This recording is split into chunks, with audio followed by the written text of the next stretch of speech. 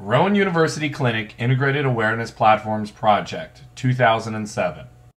The objective of this project is to develop virtual reality environments for system test platforms used by NASA's Stennis Space Center in Mississippi and NAVSEA in Philadelphia, PA.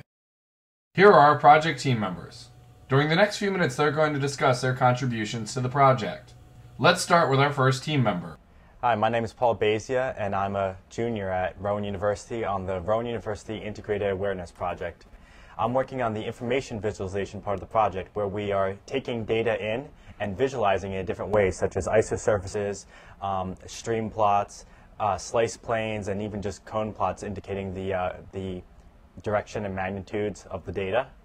And we're going to combine these different data and see how these different visualization techniques to see what most effectively visualizes data and conveys information to people. In the future, we hope to have a backend similar to MATLAB that allows us to perform all sorts of calculations on matrices and input them right into the visualization. Here's our next team member. Hi, my name is Tom Ayers. I'm also a senior electrical engineer on the Integrated Awareness Platform project. My part of the project was creating algorithms that were to detect anomalies in data.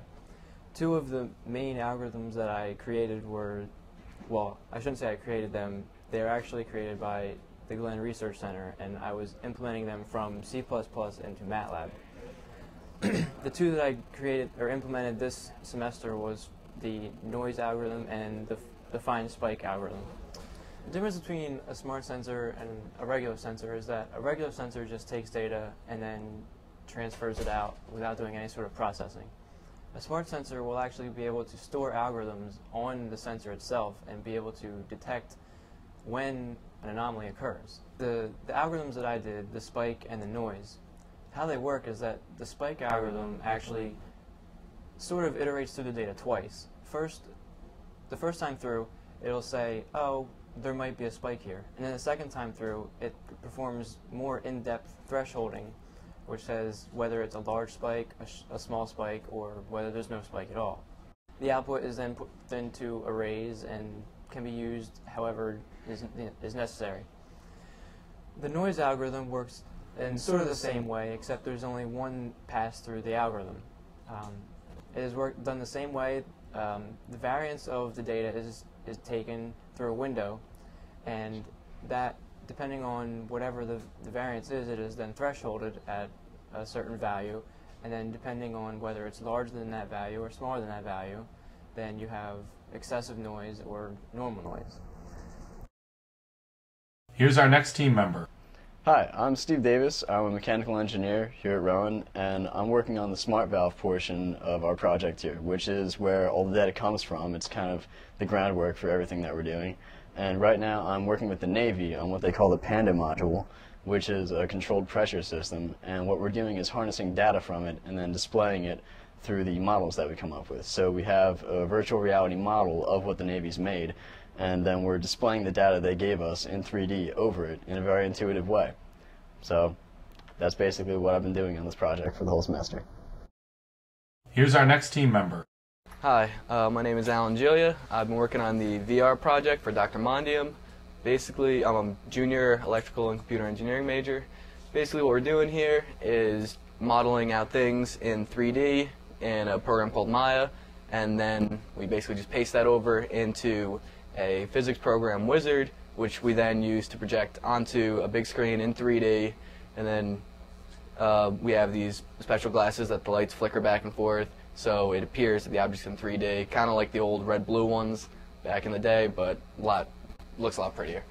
I can show you a little bit on the screen here is just kind of a layout of what you're actually looking at right now in this room. You can see the two black computers here, this monitor here, you can see the tables, you can see these chairs, you see the red chairs, and basically just there's more than just that piece of what we've been working on. It's just, you know, like modeling this room to show what we're actually capable of and to make it look as realistic as possible for when it's finally imported into Vizard and then put up in 3D. Here's our next team member. My name is James Etheridge. I'm a junior ECE working on the Integrated Awareness Project here at Rowan University. My part of the project has been to develop an Integrated Awareness Toolbox, which is a library of code for generating virtual reality integrated awareness demonstrations. The purpose of the toolbox is reusability of code through object-oriented design, increased efficiency, and expandability for future demonstrations. The IA objects in the toolbox are kind of the foundation. And what those do is they allow the user to take any model created in Maya or 3D Studio Max or any of the other tools that we use here in the lab and generate an object that has the properties of different sensor types and different data types. And that object will then generate its own visualizers. The end result is that incoming students should be able to worry more about creating new and innovative ways to visualize data and worry less about the nuts and bolts programming of the VR world. This way, most of the code is already generated for them. Here's our next team member. Hi, my name is Morgan Harris. I'm a senior civil and environmental engineering major here at Rowan University. I worked on the Integrated Awareness Platform project.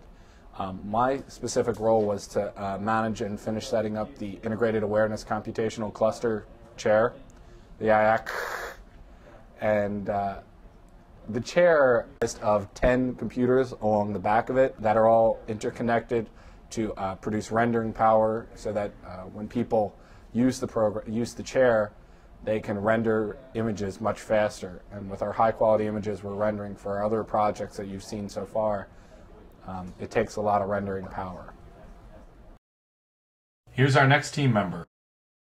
GTP trailer is a methane thrust test stand trailer. It's like it's a small trailer in Mississippi that NASA uses to test if methane can be used for thrusters and rocket engines.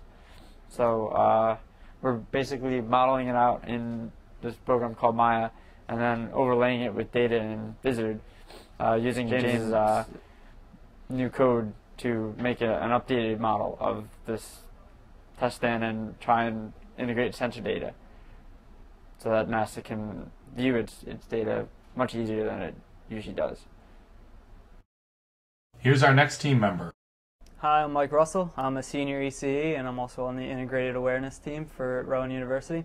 Currently this semester I've been working on the Vizard to G2 interface. G2 is the core of the system in which all the sensors report to all their anomaly events and their sensor data. From this data and events, G2 attempts to find root causes for the problems in the system to pinpoint one specific component that needs to be fixed. In Vizard, we're trying to visualize these so an operator can see on the overall system what exactly is happening in a quick, efficient manner.